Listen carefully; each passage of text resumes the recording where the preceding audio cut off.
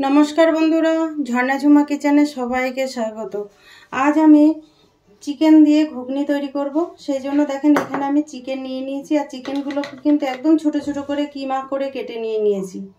কিছুটা বড় আছে, একদম কিমা নয়, এরকম সাইজ করে সব কেটে নিয়ে নিয়েছি। আর এখানে দেখেন মটরগুলো আমি ভিজিয়ে রেখেছিলাম, সেই মটরগুলো দেখেন কতটা ফুলে গেছে। তো এখন আমি এই মটরগুলো প্রেসার কুকারে সেদ্ধ দিয়ে দেব।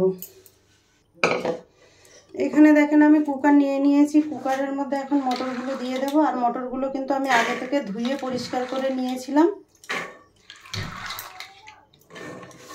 আপনারা চাইলে কিন্তু কড়াইতে এমনিতেও সেদ্ধ করে নিতে পারেন। এখানে দেখেন জল থেকে মটরগুলো সব কুকারের মধ্যে দিয়ে দিয়েছি আর দিয়ে দিলাম জল। এখানে দেখেন আমি 1 গ্লাস জল দিয়েছি।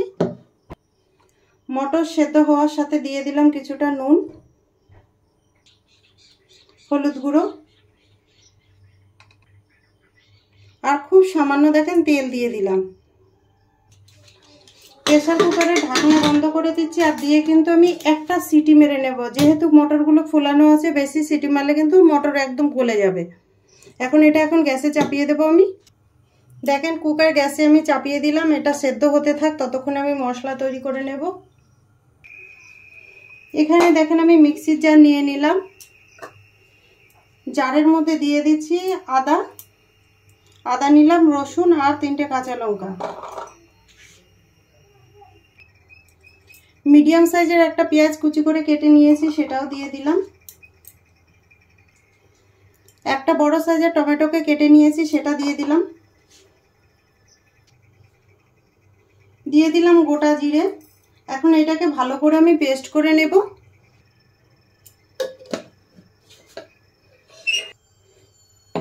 দেখেন খুব ভালোভাবে আমি মশলাটা পেস্ট করে নিয়ে নিয়েছি। গ্যাসে আমি কড়াই চাপিয়ে দিয়েছি আর কড়াই কিন্তু খুব ভালোভাবে গরম হয়ে গেছে। আর দিয়ে দিচ্ছি আমি সরষের তেল। তেল গরম হয়ে গেছে, এখন আমি কেটে রাখা আলুগুলো ভেজে নেব। আর আলুগুলো দেখুন আমি একদম ছোট ছোট করে কেটেছি। ঘুগনির আলু কিন্তু এই সাইজ করে কাটতে হয়।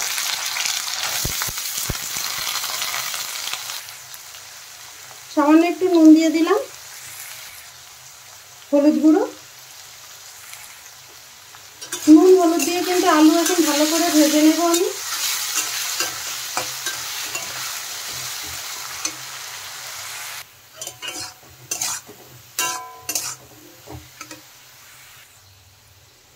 দেখেন আলুগুলো কিন্তু খুব ভালোভাবে ভাজা হয়ে গেছে। আর এখন আমি এখানে দিয়ে দিচ্ছি কিছুটা নারকেল নিয়েছি, আর নারকেলগুলো কিন্তু কুচি করে নিয়েছি, সেইগুলো আমি আলুর সাথে ভেজে নিচ্ছি। আপনারা চাইলে কিন্তু আলাদা ভেজে নিতে পারেন।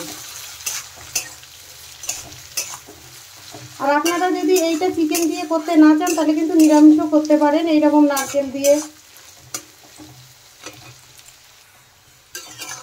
নারকেল আর আলু কিন্তু ভালোভাবে ভাজা হয়ে গেছে, আমি এখন তুলে নেব। তেল ছেঁকে কিন্তু তুলে নিতে হবে।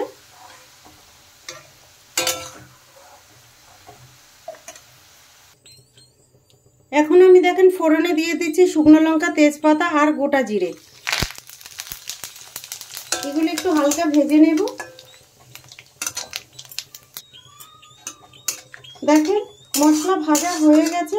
আর এখন আমি এর মধ্যে দিয়ে দেব কুচনো পেঁয়াজ। একটা মিডিয়াম সাইজের পেঁয়াজকে আমি কুচি কুচি করে কেটে নিয়েছি, সেটা দিয়ে দিলাম। আর এখন পেঁয়াজগুলো কিন্তু ভালো করে একটু ভেজে নিতে হবে। লাল লাল করে ভাজার দরকার নেই, কিন্তু হালকা ভাজলেই চলবে। দেখেন পেঁয়াজ কিন্তু হালকা ভাজা হয়ে গেছে। এখন এর মধ্যে দিয়ে দিচ্ছি যে মশলাটা আমি আগে থেকে পেস্ট করে রেখেছিলাম, সেই মশলাটা দিয়ে দিলাম।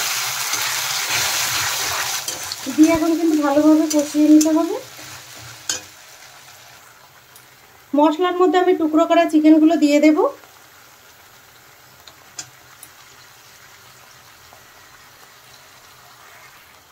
এখন আমি সব মশলাগুলো অ্যাড করে নেব। তো এর মধ্যে দিয়ে দিলাম আমি নুন। আগে কিন্তু মটরের মধ্যে নুন দিয়েছি, আলুর মধ্যে নুন দিয়েছি, তাহলে একটু বুঝে নুন দিতে হবে। হলুদ গুঁড়ো, লঙ্কা গুঁড়ো দিলাম। ঝালটা কিন্তু আপনাদের পছন্দ মতো দেবেন। ধনে গুঁড়ো,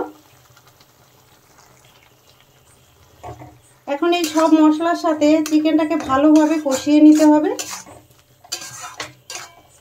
যতক্ষণ তেল রিলিজ না করে ততক্ষণ কিন্তু কষিয়ে নিতে হবে। আর দেখেন মশলার সাথে কিন্তু আমি চিকেন ভালোভাবে মিশিয়ে নিয়েছি।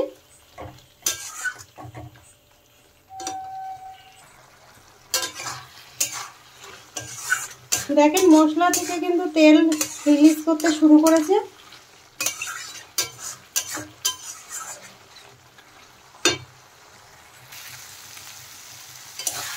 দেখেন চিকেন কিন্তু ভালোভাবে কষানো হয়ে গেছে।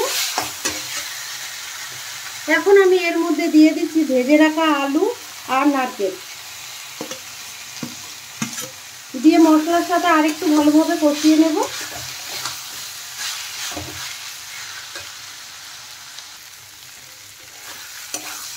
দেখুন চিকেন আর আলু মশলার সাথে কিন্তু খুব ভালোভাবে কষানো হয়ে গেছে। এখন আমি মটরগুলো দেখে নেব। প্রেসার কুকারের ঢাকনা খুলে দেখে নিচ্ছি। দেখেন মটর কিন্তু একটা সিটিতে কত সুন্দর সেদ্ধ হয়ে গেছে।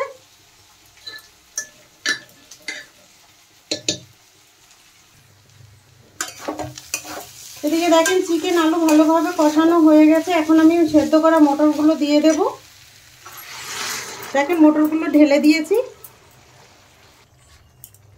ভালোভাবে এখন নেড়ে চেড়ে মটরের সাথে মিশিয়ে দেব। আর সামান্য কিন্তু জল দিতে হবে।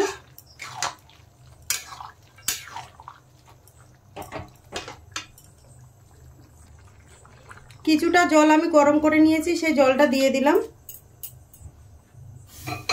দিয়ে এখন কিন্তু ঘুগনিটা ভালোভাবে ফুটিয়ে নেব। এর থেকে বেশি কিন্তু জল দেওয়ার দরকার নেই, তাহলে একদম পাতলা হয়ে যাবে। ফুটতে থাক এখন ঘুগনি। ঘুগনি দেখেন ফুটতে শুরু করে দিয়েছে। আর এখন আমি মিডিয়াম ফ্লেমে কিন্তু এটা রান্না করে নেব।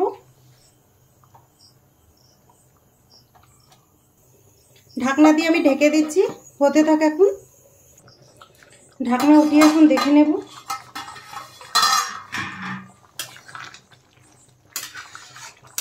দেখেন কত সুন্দর তৈরি হয়েছে।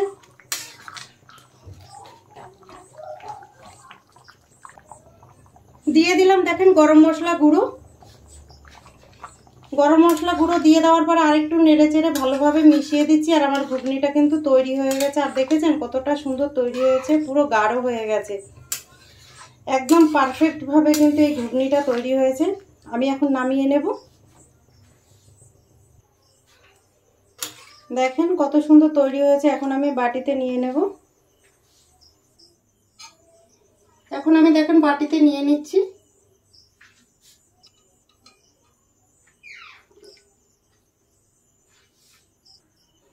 তৈরি হয়ে গেছে চিকেন ঘুগনি। এই রেসিপিটা যদি আপনাদের ভালো লাগে তাহলে আমার চ্যানেলটাকে সাবস্ক্রাইব করবেন, লাইক করবেন, কমেন্ট করবেন আর অবশ্যই শেয়ার করবেন।